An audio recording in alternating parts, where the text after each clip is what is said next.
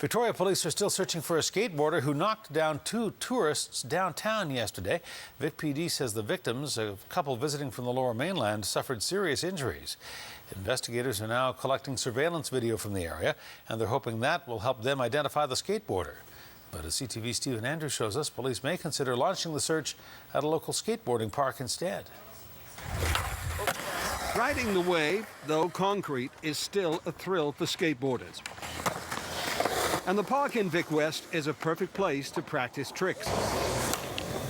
But these skateboarders say it would be even more exciting if they could venture out of the park into downtown, except for one thing. The risks would be you're going to get either arrested or fined and your board taken away and just harassed. And with boards costing on average $300, it's a risk skateboarders don't want to take. Victoria has set up a red zone banning skateboarding downtown.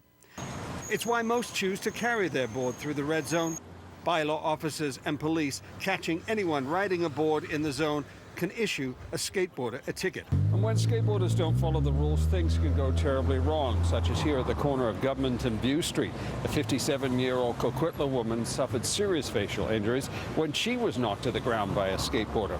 The skateboarder also knocked her husband to the ground, and he suffered a dislocated shoulder. The skateboarder is described as in his early 20s, around 6 feet tall with blonde or light brown hair. Police are now checking with stores in the area to see if the skateboarder was captured on surveillance video around 2:30 Tuesday afternoon. Video surveillance so far has not come forward to identify the skateboarder, and there hasn't been a lot of tips coming forward. So we're hoping that someone knows about this or that the suspect in this does the right thing and turns himself in. Back in Vic West, skateboarders don't know the suspect police are looking for, but they have ideas. They believe investigators should be searching for a man riding a longboard. They don't tend to have a lot of control. If they come to the skate park, they're going really fast because their wheels are a lot larger than ours, so they get a lot more speed, and they tend to get in our way.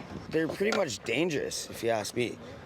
Like I've almost got hit by one too, and I was like walking down the street, you know, and I skateboard as well, so it's just, yeah, they should just stick away from town.